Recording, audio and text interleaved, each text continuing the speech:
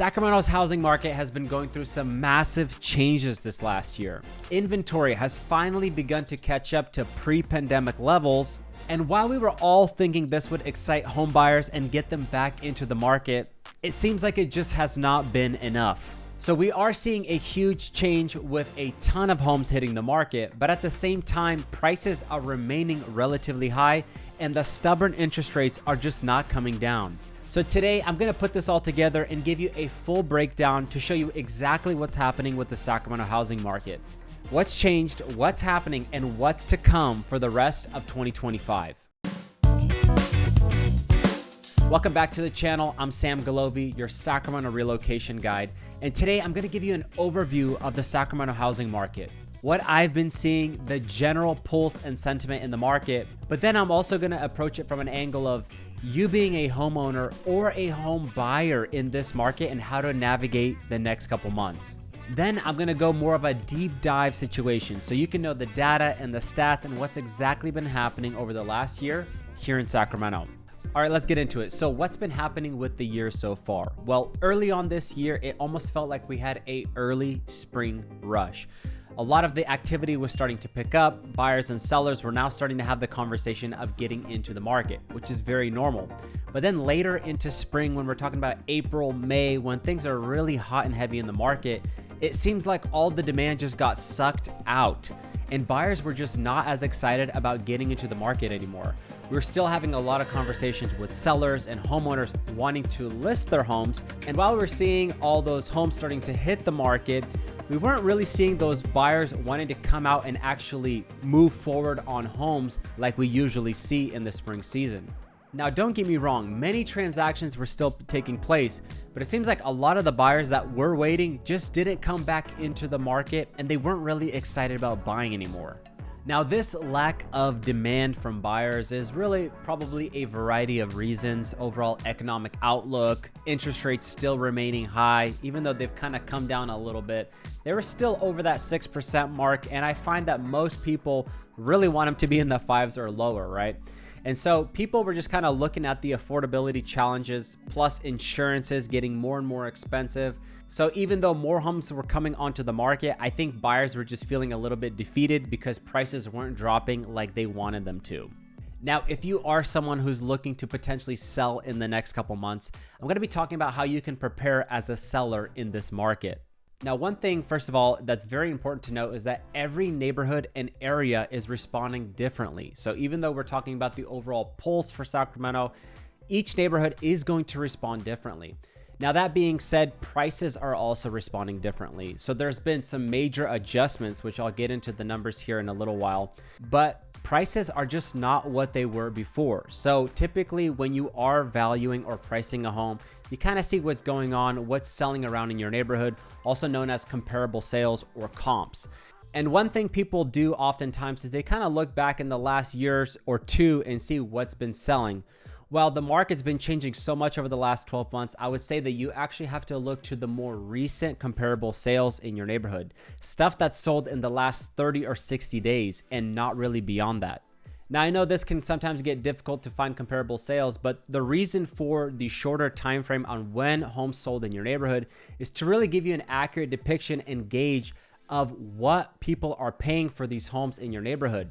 Another note to make here is that you're most likely no longer the only seller in your neighborhood. If you look around, there may be even 2, 3, 4, 5 homes for sale, or sometimes even more. And when you look at it that way, now you are going to be possibly competing with other homeowners in your neighborhood. Because yes, those home buyers that are shopping in that area will be looking at 1, 2, 3, or 4 homes in the area to really compare and see which one is going to be the best value for them. Now, when it comes to preparation on actually getting a home sold, I could tell you these 3 always work, and it's going to be price, condition, and location. If you are priced right, your home is set to be attractive in this market, you will always stand out.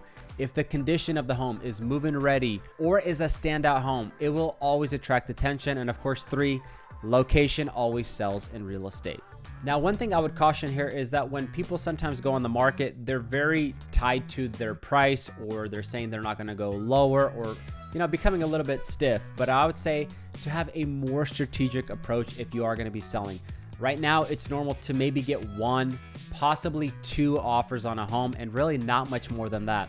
Are there multiple offer situations that happen out there where there's still a plethora of offers on a house? Yes, but it's becoming rare. And that's why it's really important to price the home very attractively from the beginning if you really want to get it sold. Now, I actually wanted to bring up this post from the Sacramento appraisal blog, which is local to our area, of an outlook on how sellers should respond when it comes to closing cost credits or possibly even doing a price reduction. And he says, some sellers are really stubborn right now and they're not negotiating with buyers. These sellers are stuck in 2021 thinking they hold all the cards, and they're not realizing that buyers have more power today.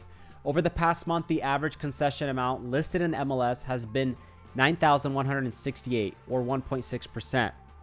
There are obviously much larger concessions in some instances, but on average, it's pretty minor.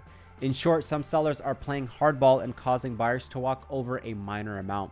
It's important to note that we're in a market where many properties only get 1 offer and so many listings have 0 offer. Now, he also went on to write in another blog that 50% of homes in Sacramento County that month actually had some sort of concession with the property. So there was some sort of credit that they gave to the buyer to incentivize them to buy the home. So 50% in Sacramento County. Now, that's a very large number, showing that people are giving credits in order to get their home sold. So I hope that kind of helps you out and gives you a pulse on expectations when putting your house on the market. But as always, working with a local real estate pro will really help you navigate all these changes. And if you ever need any help with selling your property here in Sacramento, you can always reach out to our team. Now, let's talk about opportunities for buyers in the market right now. And this is really where I see things shine despite the market changes. So as I've mentioned, buyers are now kind of sitting on the fence. Everyone is kind of playing the waiting game. You can't imagine the amount of times that I've heard, we're going to wait to see how things play out. We'll get back to you next year. That is the most common phrase I'm hearing right now. But that being said, while a lot of people are taking their foot off the gas, a lot of the homeowners that we've been helping over the last few months have really started to see some amazing opportunities and taking advantage of this change in the market. Now, I get it. There's a lot of affordability challenges, especially with those stubborn interest rates. We've all been waiting for them to drop. But I can tell you this, if the rates do really drop significantly, it will most likely pick up the market, and a lot of these incentives and credits will get pulled back. At the same time, what I've been seeing is there's still a lot of home sellers that are very motivated to sell their properties. There's people out there that have their homes listed for now 1, 2, 3 months, and they may be in a situation where they just need to get rid of that house already. And this is one of those things that you can really pick up on. If a home has been listed for a little bit longer, let's say over a month or 2, you can bet it's most likely a motivated seller on the other end. And in these situations, we see that the home buyers can really get some great deals happening, whether it's a price reduction, a closing cost, credit worked into the deal, or even just better terms with the contract overall. Also, if you've been following our channel, you know that we keep a pretty tight pulse on the new build space and the new construction and development around Sacramento. Builders as well are still giving out a lot of great incentives. So if you want to get into a brand new home, there's a lot of incentives out there with interest rates as low as 4.99%, 5.99%, and even lower. And those incentives change a lot and the rates change a lot as well. But I can tell you that if you were to go for a quick move-in home with certain builders, you could get a really good deal at times. Just to give you an example of that, we recently had a client get a home under contract, and it's really a beautiful area that they're buying in. But the home they're buying was actually just a few months away from being done. The builder had significantly discounted the price just on a few homes while also offering dramatic closing cost incentives. So really, they were able to scoop up the home for a much lower price than what I saw those homes selling for literally just a year ago. But on top of that, they got almost $50,000 in closing cost credits. So with $50,000 in credits, essentially they were able to pay down all their closing costs, but more importantly, they were able to shrink their interest rate down dramatically, basically helping them get a more affordable monthly mortgage payment in a prestigious community. Essentially, they were able to buy in a better location due to the incentive. So deals like this are definitely happening out there. I mean, builders are not giving away these homes, but there's definitely better deals going on with certain communities versus others. And if you're specifically interested in the new home space or want to know more about stuff like this, you can reach out to our team. This is something we specialize in. We literally help families on a weekly basis with this, and we can help save you thousands of dollars on your next new home. You can always reach out to us. Our information is in the description. All right, so let's get into the fun stuff. What are the numbers actually showing us? We're going to get into the market trends and numbers now. Now, as I've mentioned, one of the biggest changes has been the inventory. The amount of homes for sale on the market this last month came in at 4,083 homes. That's over 18% more homes on the market than at this time 1 year ago. While it is nice to see a lot more homes hitting the market, we actually had our peak of inventory in July with over 4,400 homes on the market. Now, when it comes to the amount of homes that sold, it was 1,571 homes this last month. That's 11% more homes that got sold versus 12 months ago. And the amount of homes that went pending is 1,654, which is about 9% more homes getting under contract versus this time last year. Now, what are all these numbers really showing us? That even though inventory has increased over this last year, the pendings and sold, I mean, while they're up and down, the trend for them seems more relatively flatter, right? So we've had this bigger increase of homes hitting the market while pendings and solds kind of remain down here. So that's what we mean when the demand hasn't necessarily entered the market because more homes are now in the market. Now let's get into months of inventory. This last month, we had 2.6 months of inventory, and we've definitely seen a stark contrast. When you're looking at this year versus last year, there's definitely a noticeable difference in inventory. And what this basically means is that in 2.6 months, if no new listings hit the market, in about 2.5 months, things will get sold out with our current inventory. As that number tends to grow and get higher, we start leaning more towards a buyer's market. Now, with all this uptick in homes on the market, how long is it actually taking to sell a home right now? Well, the average days on the market this last month came in at 42 days. So that means on average, it's taking about 42 days to get a home under contract or pending. Now, I will say this is highly dependent on the area, location, how the home is priced. There's a lot of variables here.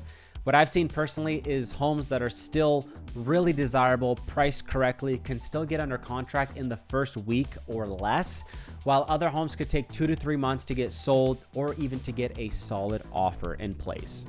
Okay, let's get into pricing. I know everyone is super interested in the pricing and what it's been doing over the last year. Median sold price came in at $585,000, showing a 1.7% decrease over the last 12 months. The average sold price came in at $677,000, showing a 2.1% increase over the last 12 months. And the average active price came in at $798,000, showing a 2% decrease. So as you can see, depending on the pricing metric that you're looking at, you can actually get different numbers. And one thing that's interesting to note on this graph is that even though pricing kind of goes up and down month over month, and that's very normal, I would say over the last year, it's been more or less relatively flat. Or to say the least, it hasn't changed all too much. And the average price per square foot came in at $340 per square foot this last month, which is down from $342 1 year ago. So as you can see, depending on the pricing metric that you're looking at, you can get different numbers all over the place. But more or less, I would say, despite the ups and downs, which is very normal month over month, if you look at it over a 12-month gap, it doesn't really seem like pricing has been affected too much just yet. And more or less, it's been showing relatively flat. And that brings up a good point as well, that even though pricing has kind of remained where it's been at over the last year, that may be one of the reasons buyers weren't as excited to get back into the market.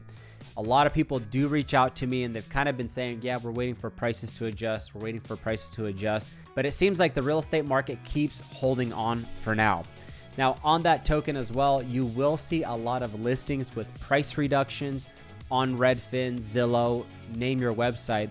And a lot of the times I find that those are listings that were actually overpriced to begin with. They started with those higher prices and started kind of realizing, okay, we maybe started a little too high, or now there's a lot more homes in our market that we're competing with. So there is some variations there, but keep that in mind that as far as the numbers are showing right now, you can kind of tell for yourself what pricing is doing. Well, there you have it, Sacramento's market update. I hope you found this insightful and beneficial. And if you have, consider giving it a thumbs up or subscribing to the channel. Also, feel free to share it with someone who you think might get value out of it.